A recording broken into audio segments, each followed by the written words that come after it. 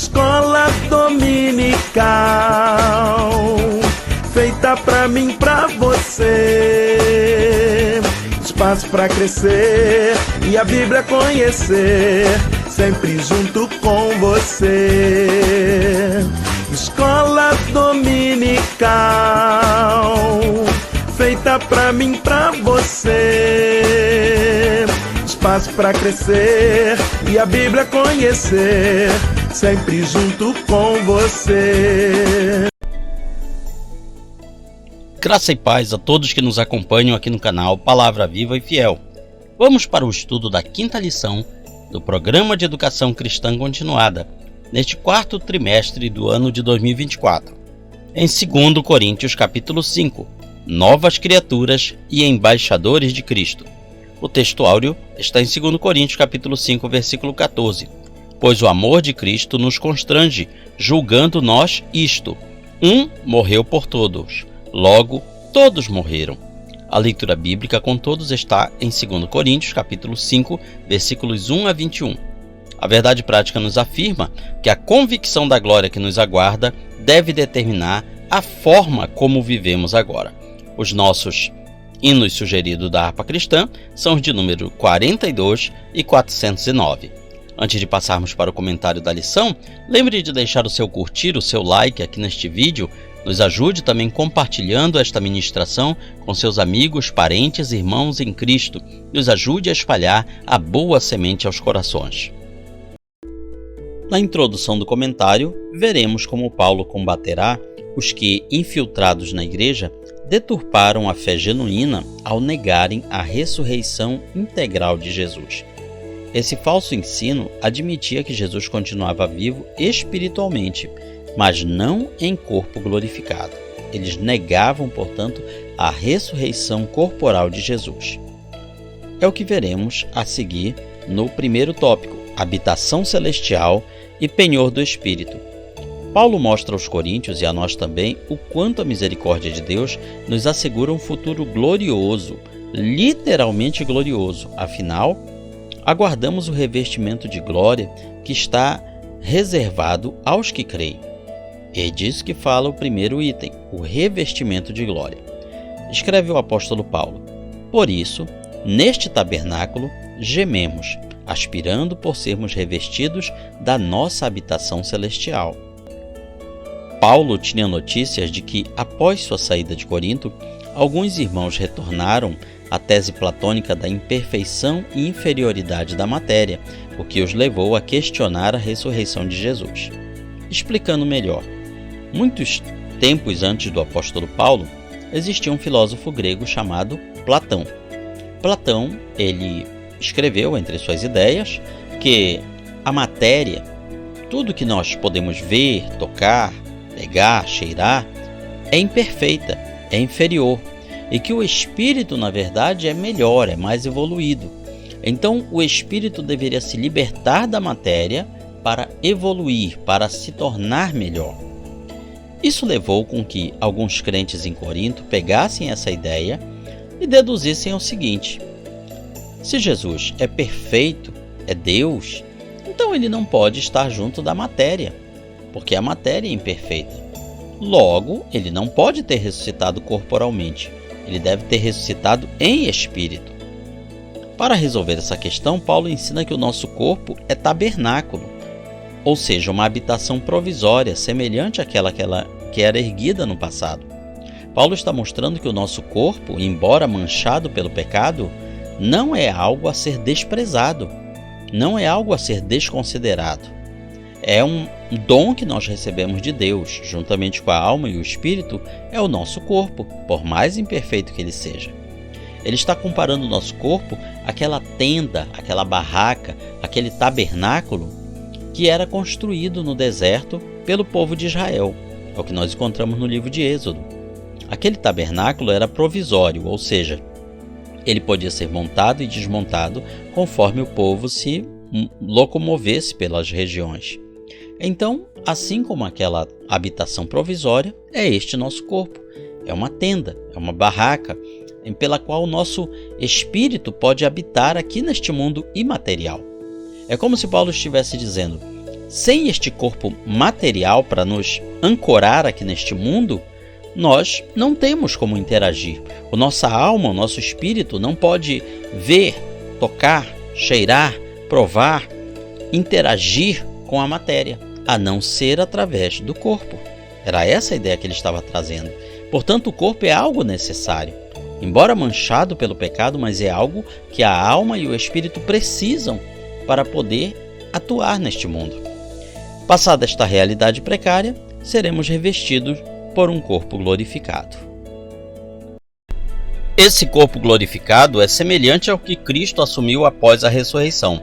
Paulo já havia tratado desse assunto na sua primeira carta, 1 Coríntios 15, 42 a 44, 50 a 53.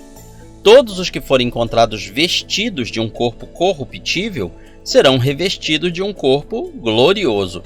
Cristo ressuscitou integralmente, ou seja, em corpo, alma e espírito. Esta é a nossa certeza.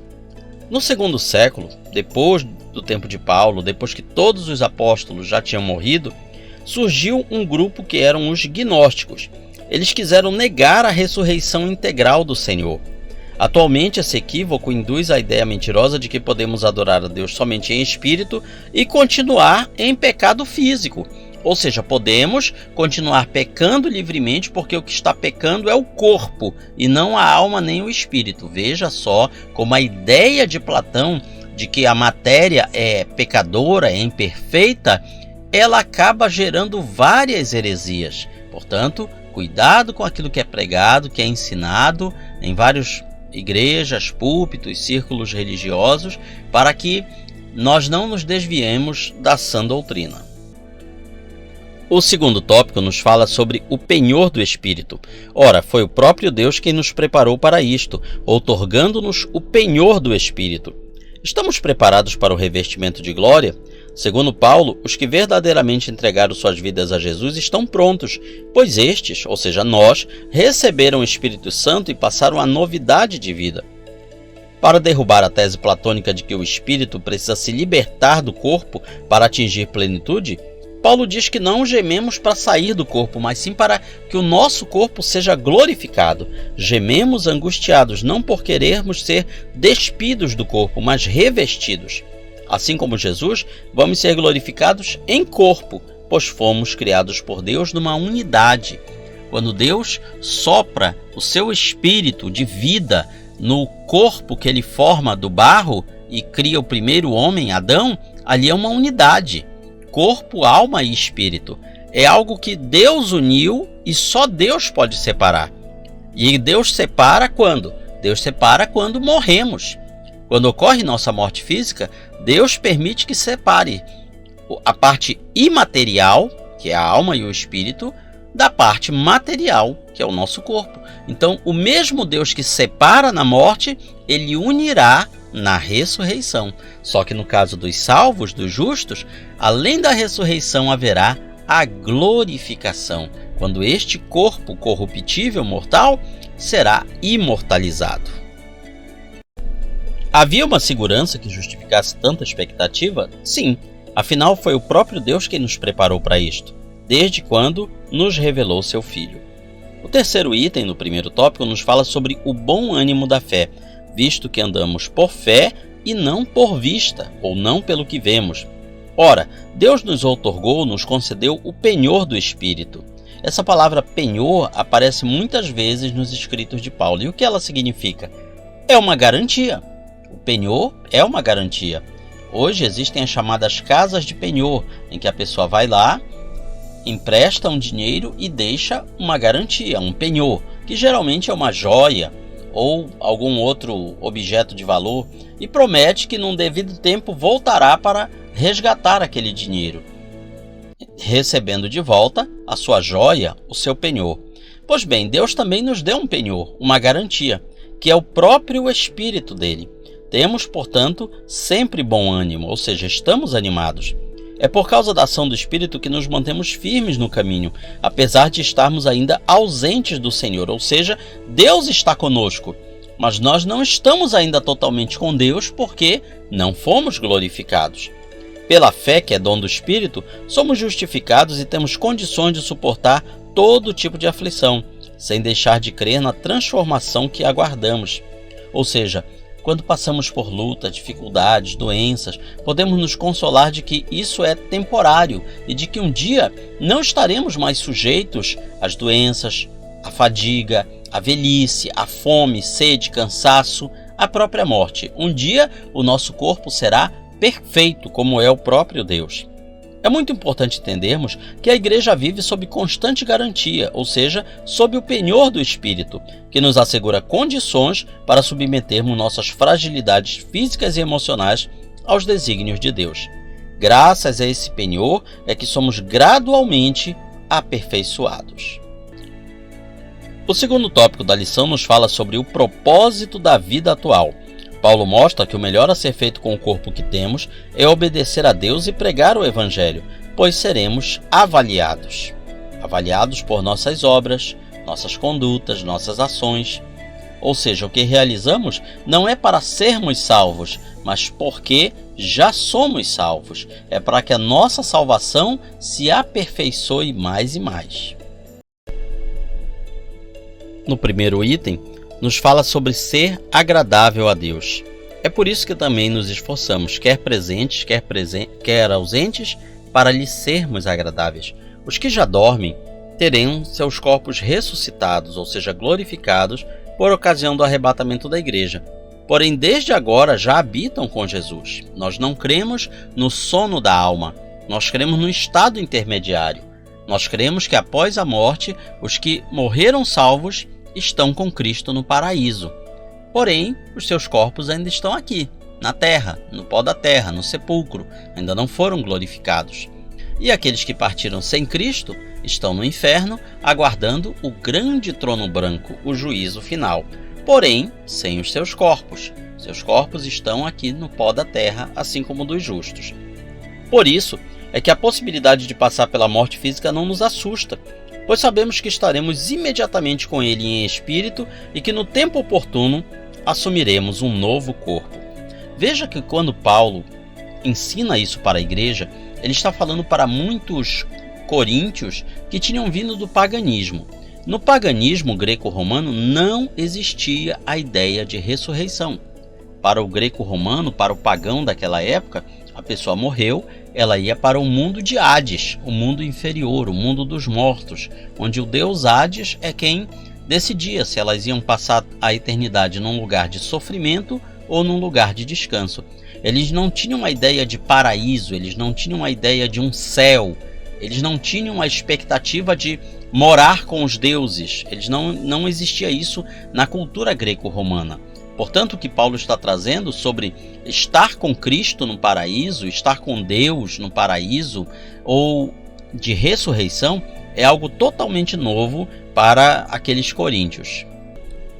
Logo, andamos em plena confiança, preferindo deixar o corpo e habitar com o Senhor, a qualquer momento, do que perder a fé, e junto com ela o direito a morar eternamente com Deus. Portanto, a nossa confiança é que nunca abandonemos a fé, porque esta fé que nos assegura o direito de estarmos com o Senhor assim que fecharmos os olhos nesta terra. Desse modo, embora estejamos ainda ausentes do Senhor, o que realmente importa é vivermos para honrar o Filho de Deus. Esse é o nosso objetivo nesta terra. Por isso, nesta habitação temporária, ou já vivendo uma realidade espiritual com Jesus, nos esforçamos para lhe sermos agradáveis. Segundo item do segundo tópico, o tribunal de Cristo. Porque importa que todos nós compareçamos perante o tribunal de Cristo, para que cada um receba segundo o bem ou o mal que tiver feito por meio do corpo. A respeito do corpo, ao contrário do que os coríntios começavam a acreditar, o uso que fazemos dele pode dar testemunho do que Deus realizou em nós. Sutilmente, Paulo está recorrendo ao significado de uma instituição grega conhecida como bema ou bematos e que traduzimos como tribunal. Tratava-se de um evento em que os convidados recebem as suas devidas homenagens e recompensas, segundo suas habilidades e atributos demonstrados após uma competição ou um exercício. Portanto, aqui a palavra tribunal que nós entendemos de um sentido genérico, como punição ou recompensa positiva, no caso aqui deste tribunal, deste bema, era um tribunal somente de premiação, de recompensa. Era como se fosse um momento de homenagens, era como se fosse uma noite de festividades para homenagear as pessoas que se destacaram. Paulo usa essa imagem para se referir ao tribunal de Cristo, evento no qual seremos avaliados por Jesus segundo o bem ou mal que tivermos feito por meio do corpo, após percorrermos a vida como uma oportunidade para mostrar nossa obediência à palavra de Deus. Esse, portanto, é o objetivo da nossa vida, é mostrar a nossa obediência a Deus. Aqui nesta vida é um teste, é um estágio, para colocarmos em prática os ensinamentos de Deus e assim nos prepararmos para a eternidade. Aqui não importa chegar primeiro, mas concluir o caminho com fidelidade. Ou seja, a vida cristã não é uma corrida de 100 metros rasos. A vida do cristão é uma maratona. Vence quem durar mais, quem chegar até o fim. O terceiro item do segundo tópico nos fala em viver para Deus. As referências ao corpo também são uma resposta aos que talvez criticassem a aparência e a pregação simples e objetiva de Paulo. Os poucos relatos que nós temos da época, é que Paulo não era uma pessoa de uma aparência impressionante, não era uma pessoa alta, forte, cara de vencedor, digamos assim. Era uma pessoa que a sua aparência era fraca, desprezível, de baixa estatura. Alguns dizem até que tinha poucos cabelos, seria careca. Enfim, a sua aparência não era algo que impressionava. Outros o criticavam então por isso, criticavam por ele ser uma pessoa que aparentemente não despertasse atenção. O apóstolo contorna essa crítica dizendo que, embora não pretenda fazer um autoelogio, acredita que os coríntios deveriam sentir orgulho por tudo que ele, Paulo e os demais, não foi só Paulo que ajudou a plantar aquela igreja, tudo que ele e os demais tinham suportado por amor daquela igreja. A vida de renúncias e perigo testemunhava o penhor do espírito e superava a atitude dos que confiavam apenas na boa aparência. Ora se comportando como um louco, ora como uma pessoa sensata, ninguém poderia dizer que Paulo, não era sincero e capaz de se arriscar pelo bem da igreja. Paulo também está nos ensinando que a vida cristã exige sinceridade de propósitos e atitudes práticas, pois belas palavras e pouca renúncia não condizem com a cruz. Com isso, passamos ao último tópico da lição: novas criaturas e embaixadores de Cristo. Paulo manifesta novamente seu desejo de comunhão com os coríntios e o fim das contendas e partidarismos. Sua recomendação é que abandonem os enganos e a rebeldia se quiserem realmente ser novas criaturas. E aqui ele traz o que nós poderíamos chamar de um dos textos áureos da Bíblia. Se alguém está em Cristo, é nova criatura. As coisas antigas ou velhas já passaram, eis que se fizeram novas, ou eis que tudo se fez novo. No grego existem duas palavras para indicar novo. Neos significa novo no tempo, seria como que renovado, e kainos, que significa novo em todos os sentidos. Novo no tempo, novo na forma, novo na substância, é uma coisa inédita, é uma coisa que nunca se viu antes. Então é essa palavra que Paulo utiliza aqui para nova criatura e tudo se fez novo. Então ele não está apenas dizendo, vocês são novas criaturas no sentido renovado. Ele não está dizendo isso. Agora vocês são novas criaturas inéditas. Nunca foi visto algo assim.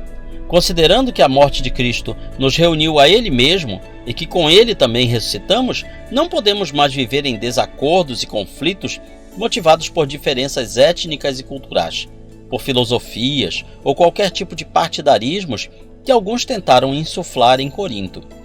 É bem verdade que a natureza humana ela sempre vai procurar classificar ou agrupar as pessoas de acordo com determinados critérios. Então a nossa tendência é cada vez mais nos dividirmos por divergência de ideias, por divergência de aparência física. Sempre nós vamos procurar nos dividir. Sempre iremos procurar nos tornar grupos distintos uns dos outros. Isso está na essência da natureza humana.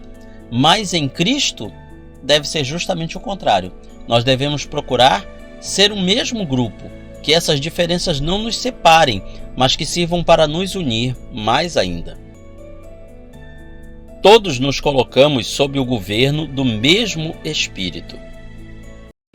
E assim como morremos para antigos interesses, também em parte ressuscitamos como novas criaturas. Paulo está abrindo o coração para os irmãos de Corinto sem levar em conta as ofensas sofridas. Mas ele adverte que todos os que suscitam divisões e contendas não têm comunhão com Cristo nem ensinam o verdadeiro evangelho. Segundo o apóstolo, se alguém está em Cristo, é nova criatura.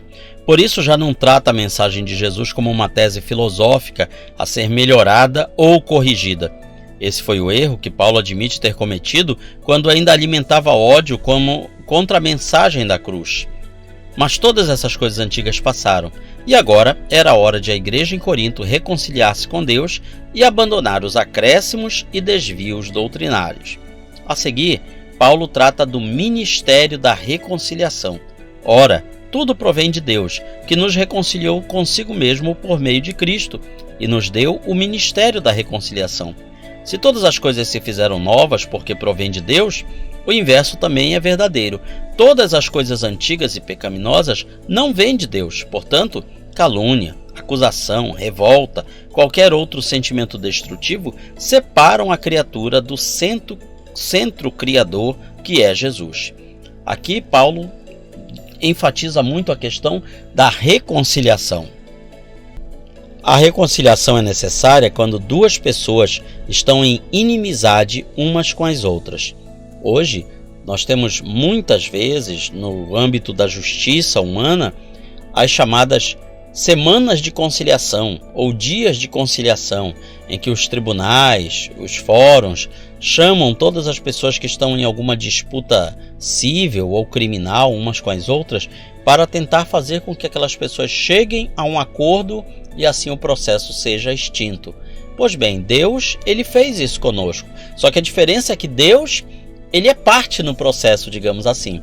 Ele é a pessoa que nós tínhamos ofendido com os nossos pecados. E através de Cristo, ele vem nos reconciliar. Ele vem nos colocar na mesma mesa para entrarmos em acordo. Precisamos entender que algumas pessoas em Corinto pleiteavam privilégios e ostentavam uma suposta autoridade, uns por serem judeus, outros por serem gentios eruditos, ou seja, com conhecimentos.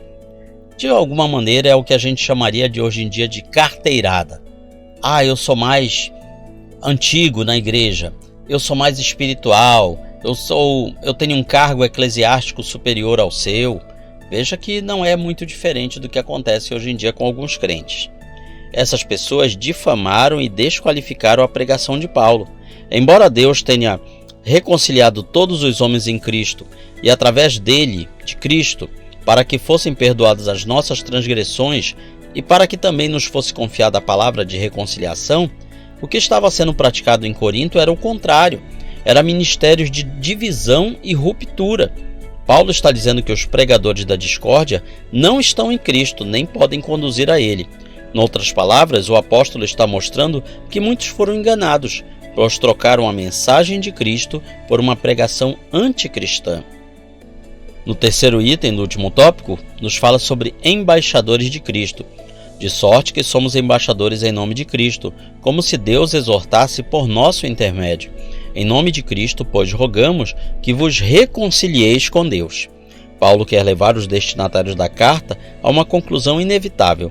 Eu e os que todos estão comigo somos embaixadores em nome de Cristo, pois nas nossas pregações e modos de viver não procuramos benefícios pessoais em prejuízo de ninguém. Então Paulo está dizendo, Deus nos reconciliou com ele por Cristo, e nós estamos querendo que vocês se reconciliem uns com os outros e comigo mesmo. A palavra que Paulo está levando é de reconciliação, é de união dos crentes em Corinto. Paulo ainda reforça, como se Deus exortasse por nosso intermédio, e não por intermédio daqueles que nos caluniam. Sendo assim, o apóstolo faz um apelo, em nome de Cristo, pois, rogamos que vos reconcilieis com Deus. Nas entrelinhas, Paulo está dizendo àqueles crentes: vocês estão afastados de Deus. Se reconciliem com Ele. Paulo reafirma uma verdade a qual devemos sempre retornar. Jesus, que nunca teve pecado, suportou a condenação como se tivesse pecado. Para quê? Para que nós, que somos os verdadeiros culpados, os verdadeiros acusadores, rebeldes contra Deus, pudéssemos se reconciliar. Qual o efeito dessa exortação sobre os coríntios? Paulo mostra que tem suportado as acusações por amor, assim como Jesus, a fim de cumprir sua missão de embaixador e seu ministério da reconciliação. Concluímos com a nossa aplicação pessoal. Precisamos viver em santidade e sermos empenhados em anunciar o Evangelho até que sejamos revestidos de glória. Esse é o resumo da nossa 5ª lição do trimestre do Programa de Educação Cristã Continuada. Na sua escola bíblica dominical, você vai aprender muito mais. Comente, curta, compartilhe este vídeo, espalhe a boa semente aos corações. Que Deus nos abençoe.